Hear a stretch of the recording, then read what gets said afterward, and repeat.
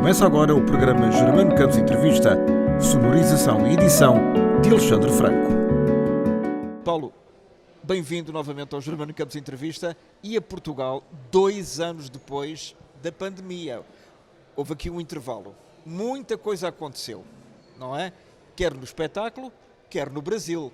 E é pelo Brasil que vamos começar. Temos um novo presidente eleito. Está contente? Muito contente, muito contente. Eu acho que foi uma vitória do mundo, né? Pelo que nós sentimos, a repercussão, a torcida que havia no mundo inteiro para que o Lula ganhasse. Porque não é o Lula, né? É um projeto. O que estava em jogo era uma coisa maior, não é? Estava em jogo a floresta amazônica, estava em jogo a verdade, estava em jogo a compaixão com os mortos, estava em jogo a nossa democracia, né? Então, acho que a vibração foi geral. E eu, entre eles, eu trabalhei tudo que eu pude. E votou em Lisboa?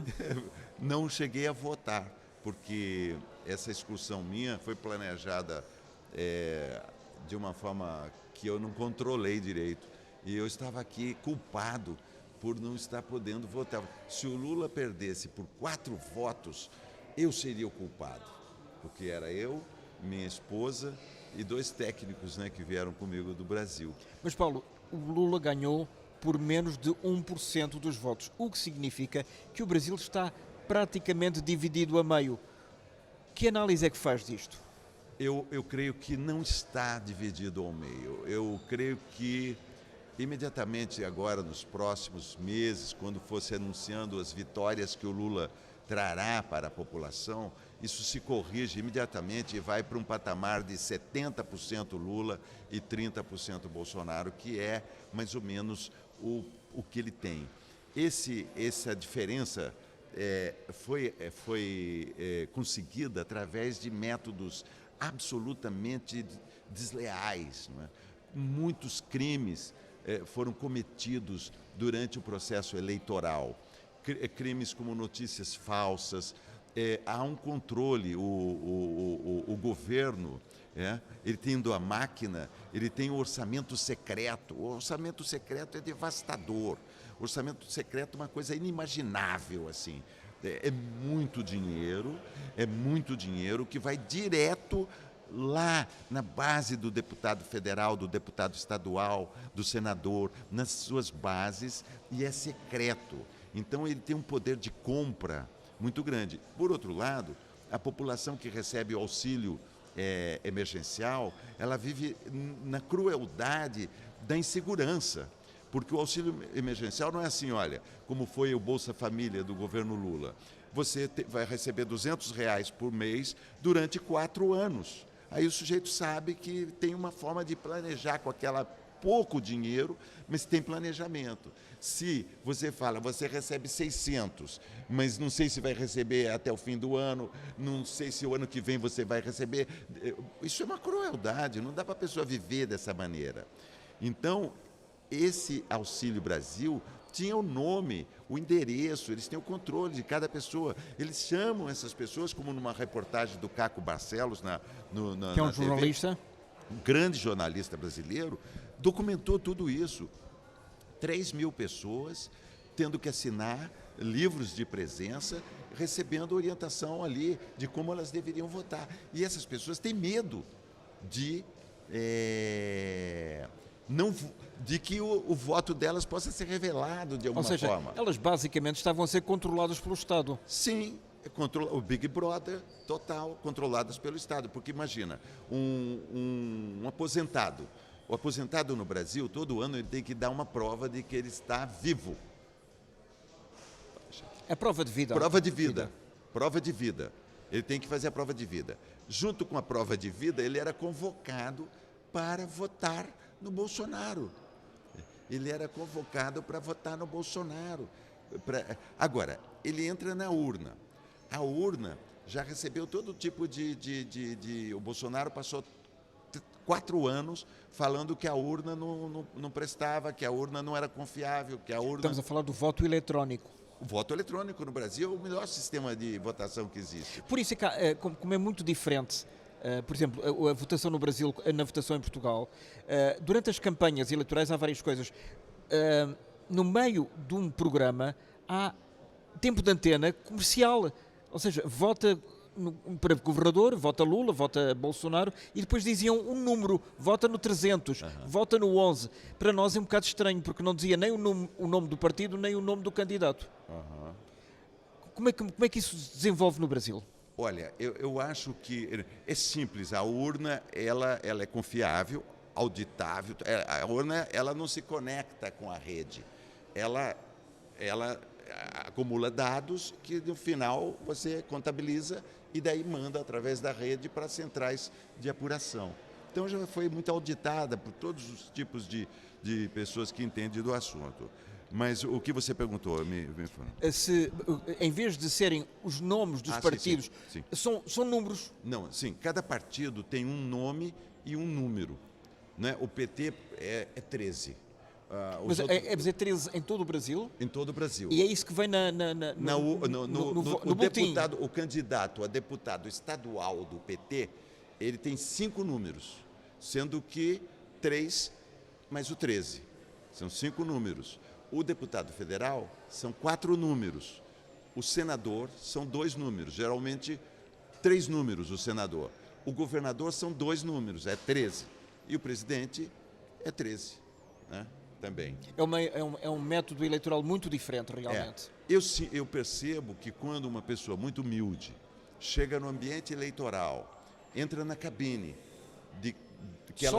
sozinha, ela tem que apertar um botão e vai aparecer um número, uma cara, e ela tem que confirmar. Ela tem que apertar 3 mais 2 botões, né, com o número.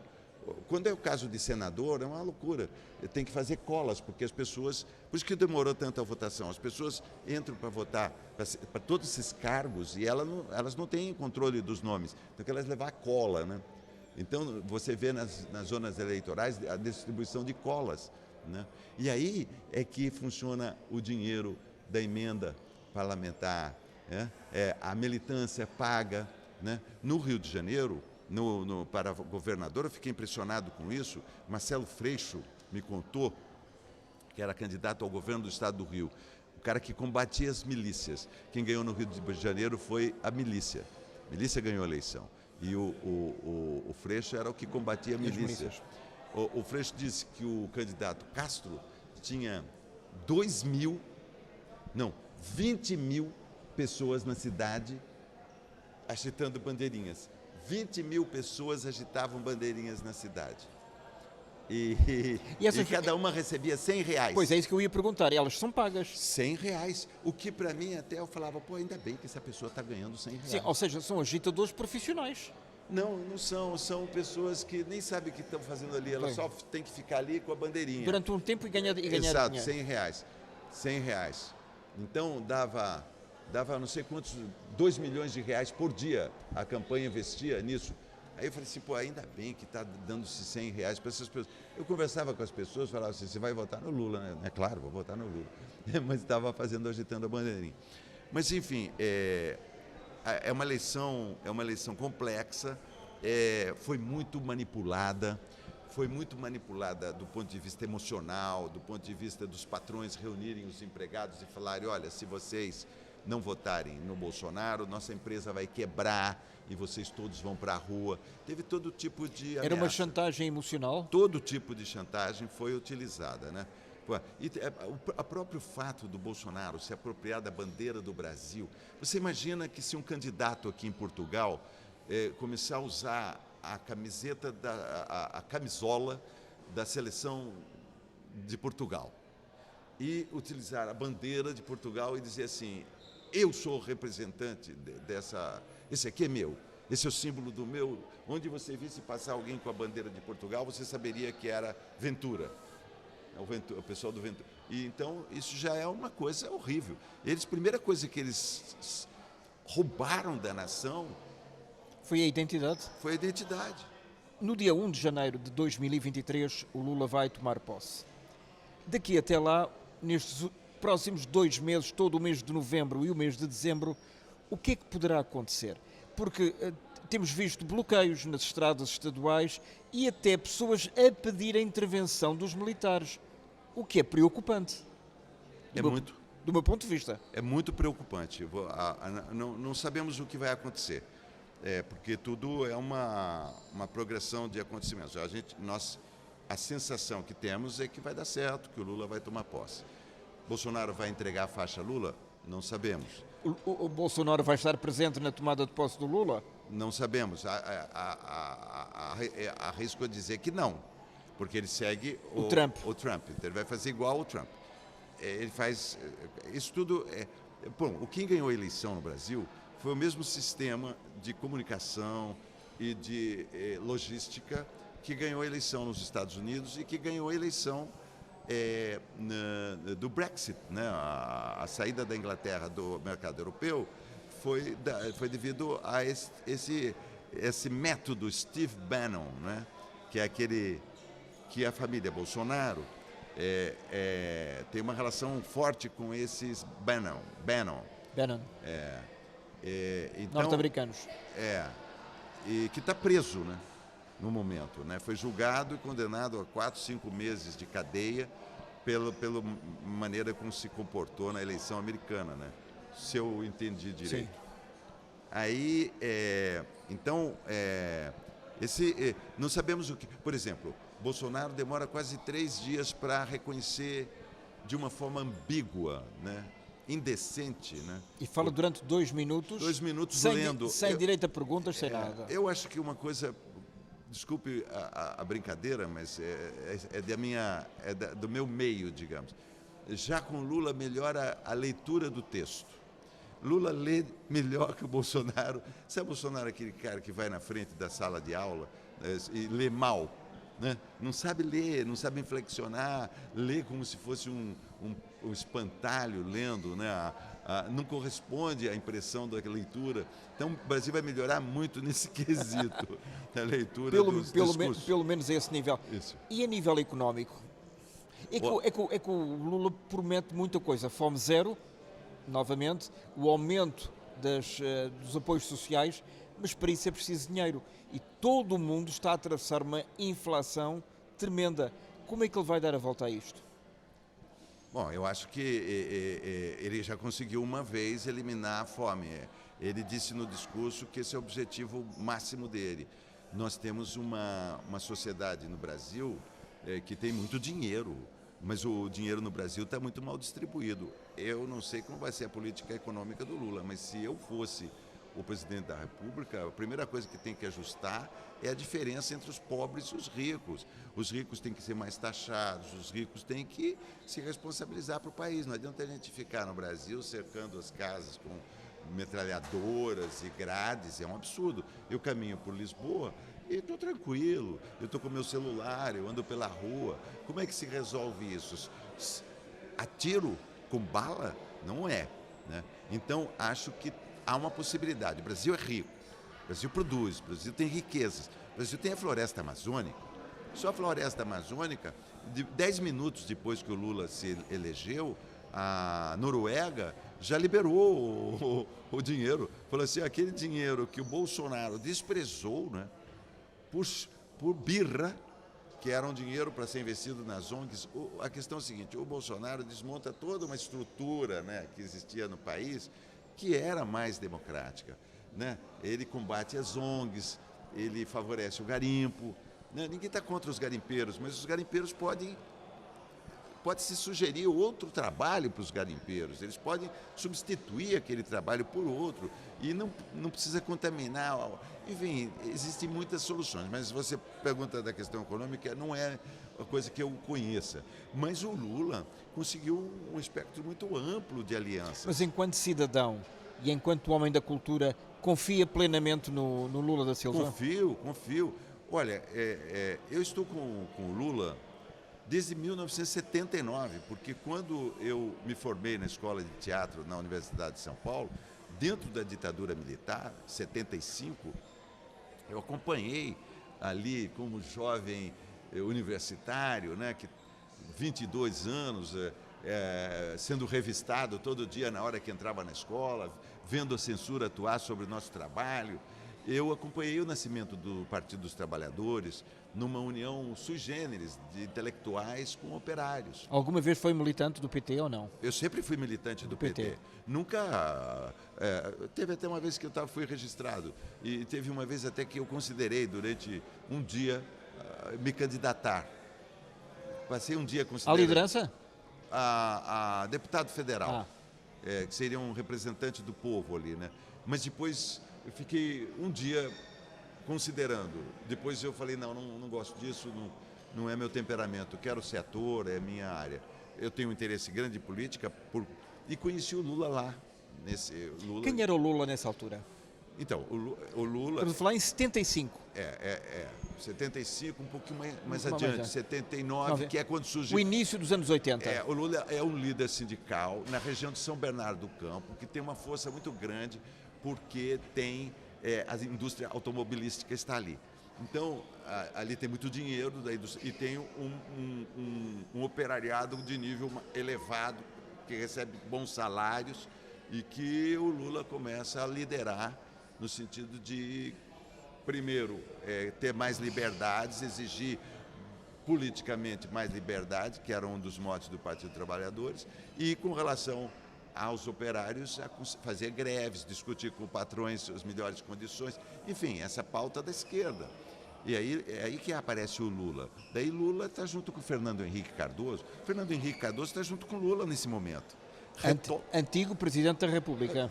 2 vezes presidente da República e colega do Lula lá, onde os intelectuais quase que se juntaram ali, só que os intelectuais foram mais...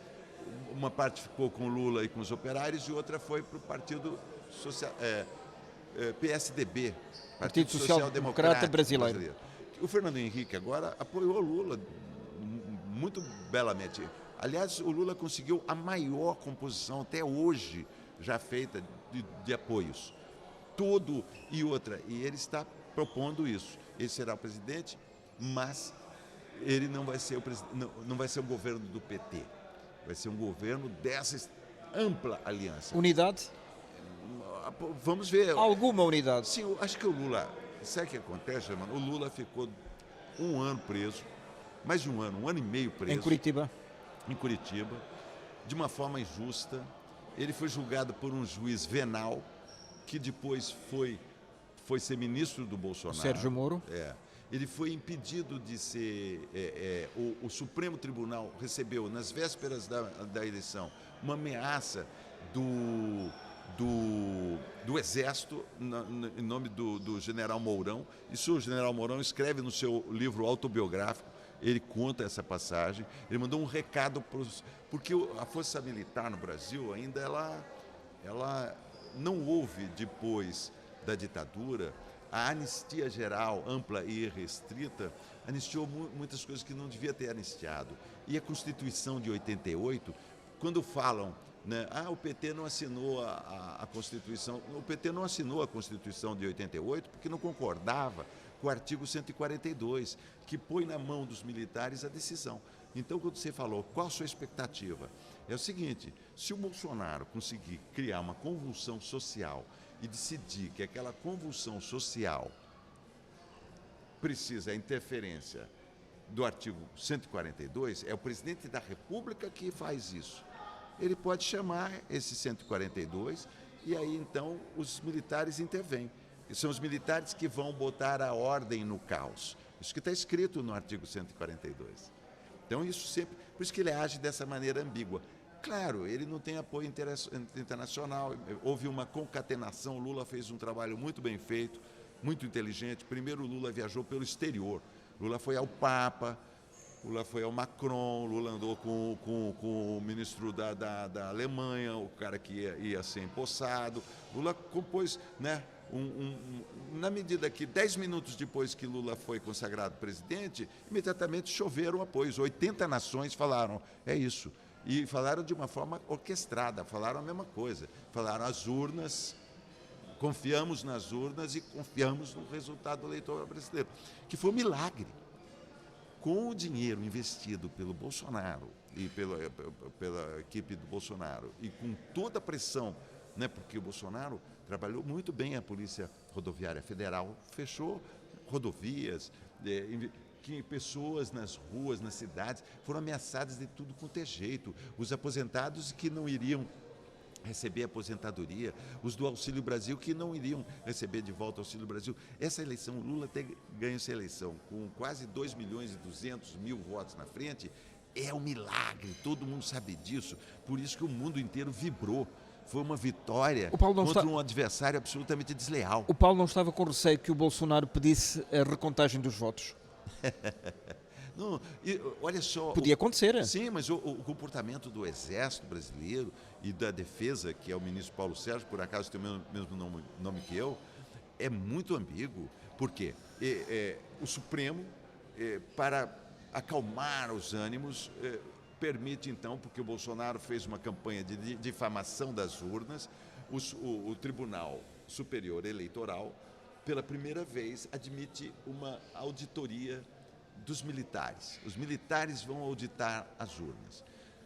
Não era necessário e nunca foi. Eles nunca tiveram essa missão. E sempre isso fica a cargo dos partidos, que auditam as urnas, e de diversas entidades. A Universidade X, a Universidade Y, que são universidades especializadas em auditagem de coisas digitais, né? Todos esses é que fazem auditagem das urnas e falam para o Tribunal Supremo Eleitoral, as urnas estão ok. Não, resolveram botar o Exército. O Exército demorou, não participava das reuniões, teve um comportamento, vamos dizer, com esse grupo que auditava as urnas, teve um comportamento inadequado, não responsável, sabe, desconfiável. Aí chega-se à conclusão que está tudo bem, vai para a eleição.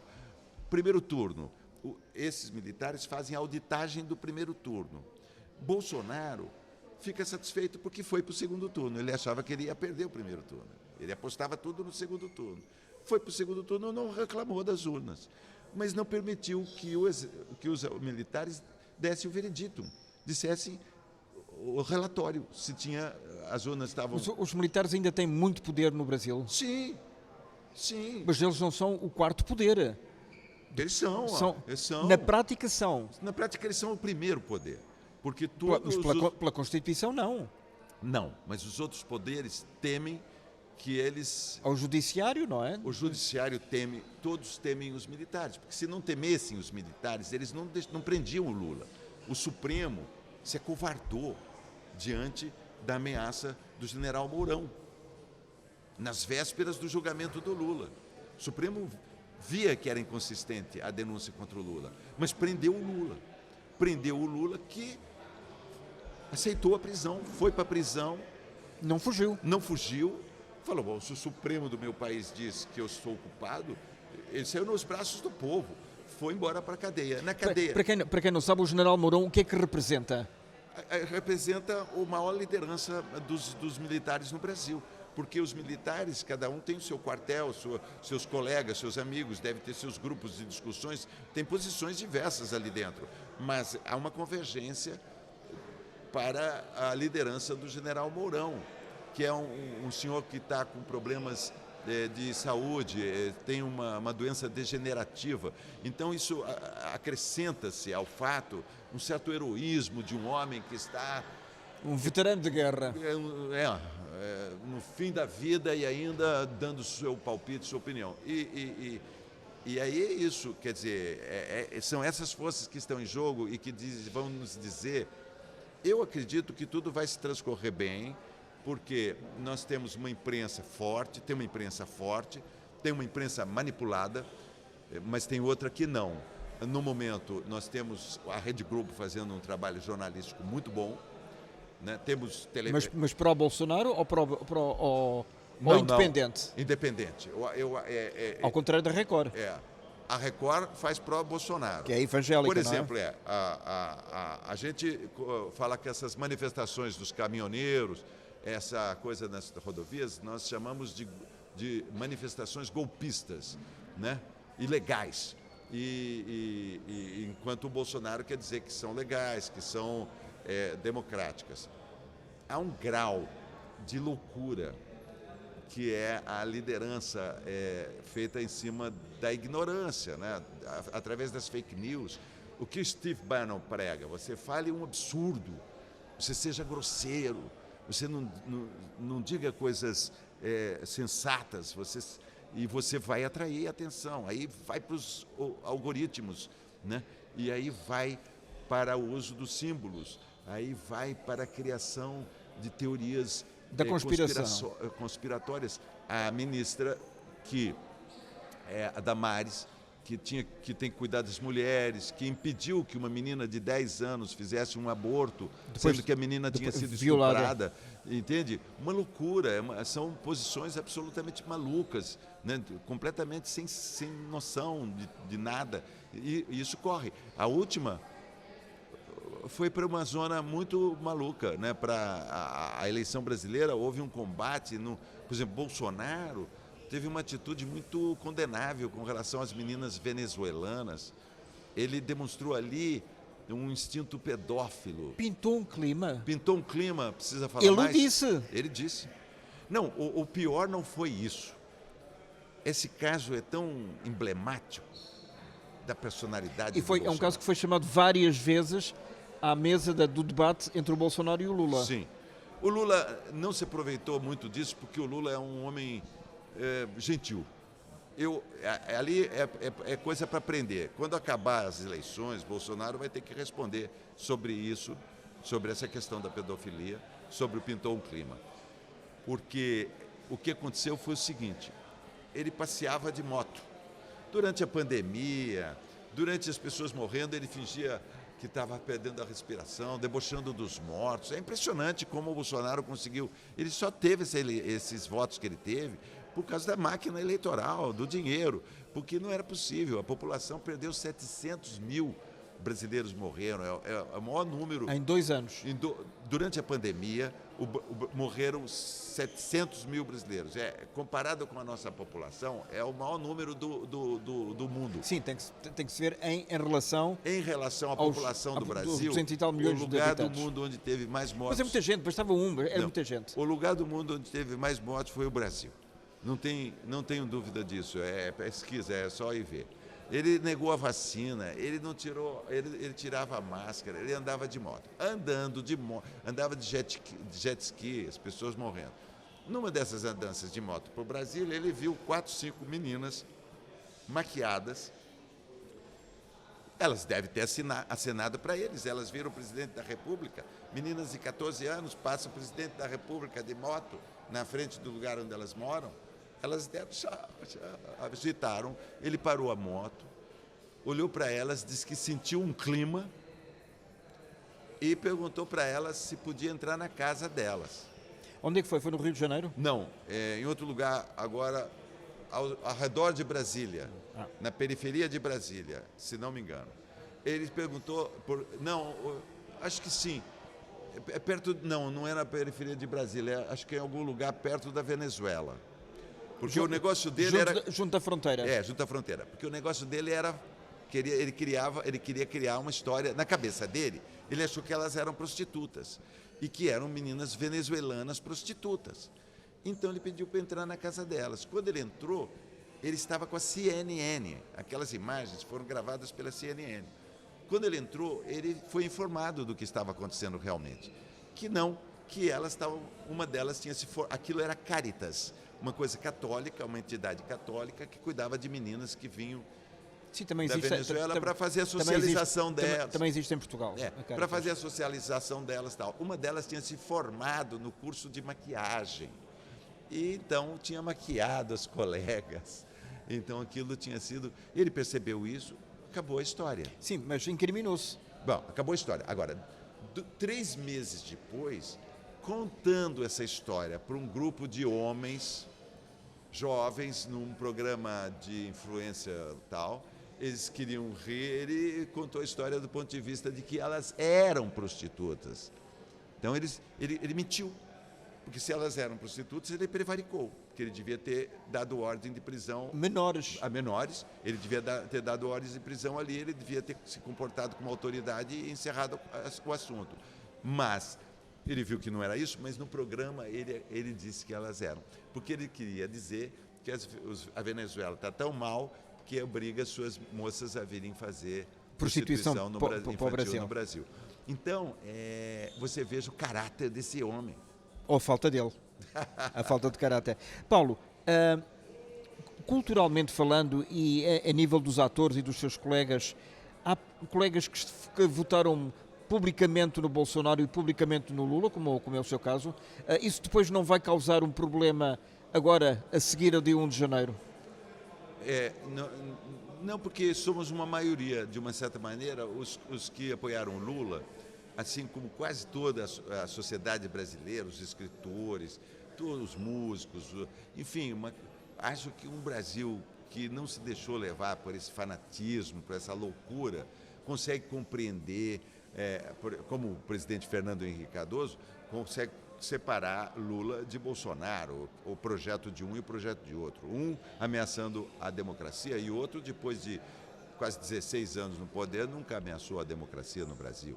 Então, nós somos uma grande maioria. Os colegas que votaram no Bolsonaro ou que têm outro ponto de vista, né, eles têm as suas teses, eu respeito. Eu até fiz uma entrevista aqui no Jornal Observador com como é o nome? O Juliano Casarré. Juliano Casarré é um ator que estava no top no Brasil, fazendo papel no Pantanal, muito famoso, e ele era de direita. Aí o jornalista me falou, eu consegui vamos conversar, Juliano e eu, fizemos um debate assim, né, eu e Juliano, e eles pensam no Estado ausente de tudo, né? Assim, eles têm a tese do Olavo de Carvalho, foi um pseudo-filósofo brasileiro que fez a cabeça deles dizendo que o interessante é o mercado, que o interessante é eles não querem que a saúde seja pública. O Brasil tem um sistema público único, sistema público. Eles acham que seria preferível que tivesse um sistema privado de saúde. Como o americano? Sim, então, o seguro. Sim, nós temos um sistema de saúde. Sim, mas o seguro americano não tem nada a ver com o seguro no resto do mundo. Eles têm um pensamento diferente. Eles acham, por exemplo, que a escola, eles são a favor da escola à distância, eles são a favor da ausência do Estado na saúde, na educação, né?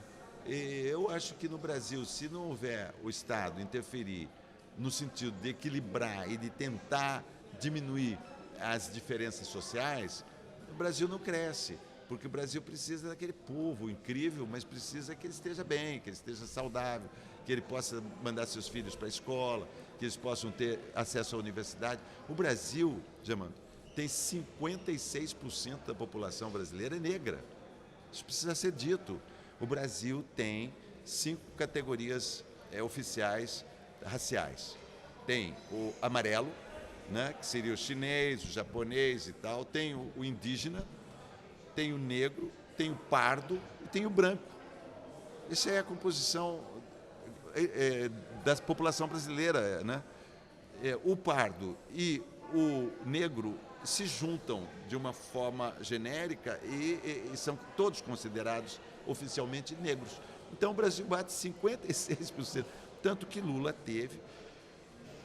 ganhou entre os negros. Os negros derrotaram Bolsonaro. As mulheres e os negros derrotaram Bolsonaro. E isso é o grande lance dessa eleição. Isso é o grande feito dessa eleição. Os negros e as mulheres derrubaram o Bolsonaro, porque sabem que o Bolsonaro é um sujeito homofóbico e sabem que Bolsonaro tem um preconceito grande contra os negros. Ele daqui a 4 anos vai voltar à carga. Vamos ver, não sei, eu não saberia dizer, né?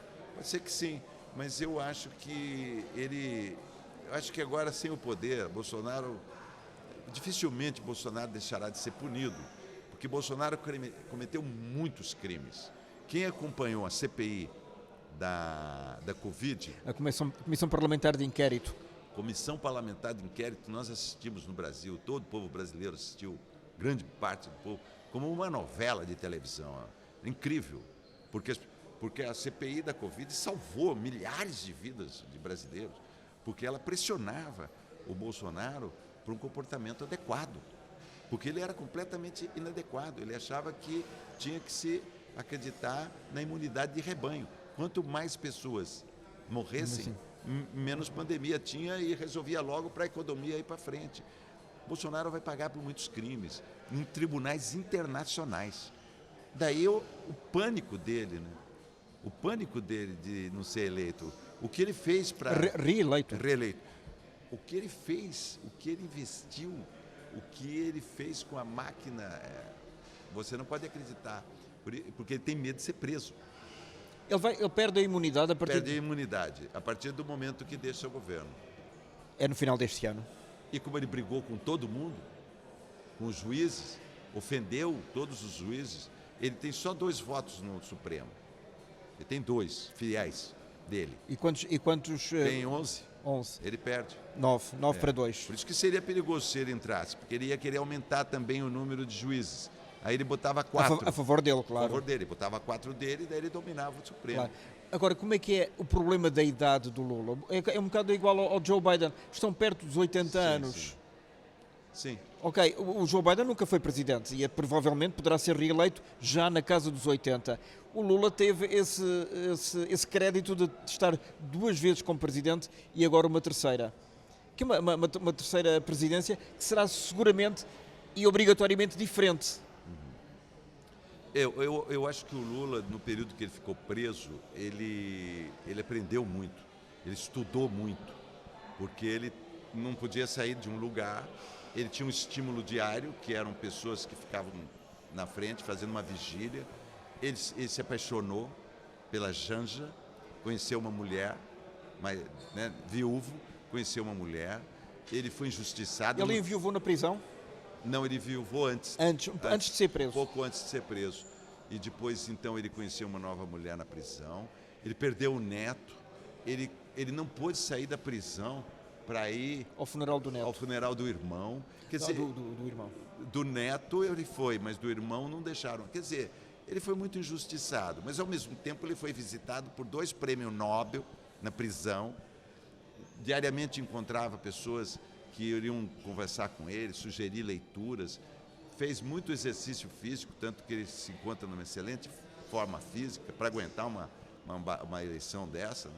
Então eu acho que o Lula aguenta mais um mandato.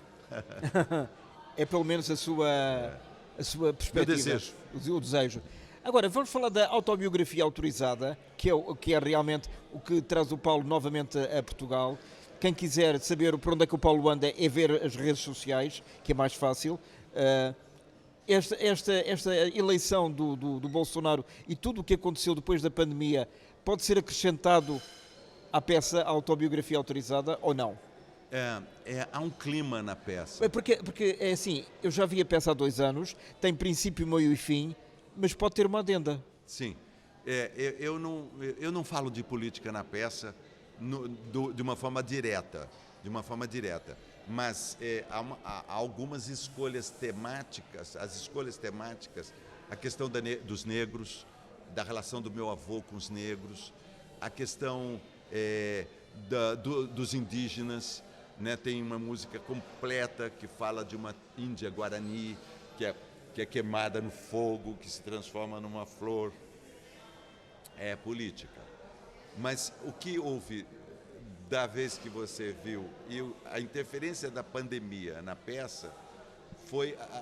Eu tive que cortar a peça, eu cortei.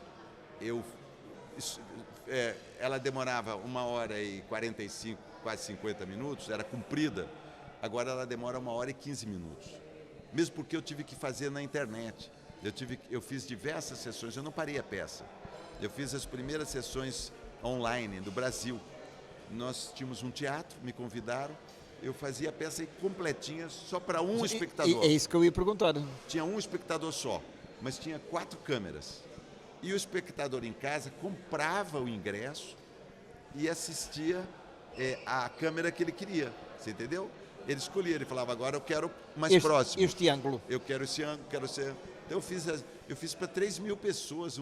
Teve uma das sessões, a primeira, tinha 3.000 pessoas assistindo, pagas. É muito estranho. Era estranho, muito estranho. Mas eu tinha uma pessoa na plateia, eu fazia para ela e para os câmeras. E quando acabou, pela primeira vez eu vi a importância dos câmeras. porque eles estavam fazendo junto comigo. Era uma experiência. Eles estavam a fazer a peça junto comigo. É como se fossem co-protagonistas da peça. Exato, porque eles estavam livres para eles, o olhar deles é que ia transmitir para as pessoas. Eu senti isso de uma forma muito forte fazendo. Eu fiz umas 15 apresentações online. Quando é que vamos voltar a ver o Paulo na televisão? Ano que vem. Ano que vem, janeiro, fevereiro, certamente. Mas numa novela? Não, estou num programa que ainda não está... Não está no ar? Não está no ar, não está revelado ainda que ele vai existir. Portanto, então não pode... Ainda é secreto, mas teria um imenso prazer. Ultimamente, e só para terminar, Paulo, agradeço muito novamente este reencontro. Muitos dos seus colegas, nomeadamente da Rede Globo, ou da TV Globo, como quiser, estão a perder o emprego porque os contratos estão a ser denunciados, vão-se embora. Mas atenção, há atores que estão lá há 30 e 40 anos. Sim. O que é que está a acontecer? Eu acho que a Rede Globo, né, ela trabalhava com um tipo de proposta de casting, de reservar os atores. Eu acho que eles podiam fazer isso, de acordo com o faturamento que eles tinham. Eles podiam fazer isso, falar assim, não, esse ator é meu, não vai trabalhar em outros. E eles decidiram mudar esse sistema. Eles decidiram abdicar de ter um casting. O futuro vai dizer se foi uma boa atitude deles ou não. Porque em determinado momento um ator não está sob contrato e vai trabalhar em outro lugar. E tem esquemas hoje no Brasil possíveis para os atores que são o streaming. Então, o sujeito pode trabalhar em outras grandes... plataformas? Exato. Então, talvez seja até estimulante. No meu caso particular, é claro, eu prefiro ficar contratado da Globo, às vezes, praticamente um ano sem trabalhar, porque... Mas a ganhar. Mas recebendo. Né? Isso, para mim, seria melhor. Mas, se não houver, vou para o streaming. Eu pensei que meu contrato teria encerrado antes até, confesso. Pensei que encerraria agora, em agosto passado, e aí avisei meu agente. E recebi 3 propostas muito interessantes de trabalho para outros tipos de coisas, que uma levaria para fora do país. Eu posso vir trabalhar em Portugal, digamos. Nunca se sabe. Eu fico livre. E se sabe, uma coisa que eu sou muito mais conhecido aqui, praticamente, do que no Brasil. Mas nós só conhecemos os melhores também, é? Graças a Deus. Eu ando pelas ruas e me sinto muito bem, porque as pessoas falam comigo de uma forma... Minha esposa está impressionada. Ela fala assim, nossa, eu não sabia que você era tão querido aqui em Portugal, realmente. Acho que por causa da minha... Frequentei muitos programas de televisão, sim, entrevistas com você, com outros grandes entrevistadores aqui, né? Eu fui no programa da SIC, foi todos, do João Baião, na SIC, no Isidro, no Isidro, do Júlio Isidro. Eu fui em todos os programas. A última vez que eu fui na SIC, eu entrei e falei assim, onde que eu assino o contrato? Porque eu já estou trabalhando aqui, tanto os maquiadores. E chega, já vem o Paulo Betti, estamos cheios dele aqui já. A brincar. Para rematar com chutos, em novembro temos o Mundial de Futebol. Vou torcer para Portugal. Não sei se eu vou conseguir... O Brasil não tem hipótese. Não sei se eu vou conseguir torcer para aquela camisa amarelinha, para Neymar. Enfim, na hora H vou torcer para o Brasil, mas a princípio vou desejar torcer para Portugal. E se Portugal-Brasil for a final? Depende, se o Brasil usar a camisa azul, eu torço para o Brasil. Se o Brasil usar a camisa amarelinha, eu vou torcer para o vermelho. Vamos aguardar, tá bom? Paulo, muito obrigado, grande abraço. Você, e até à próxima, ao seu regresso. Até a próxima. Obrigado.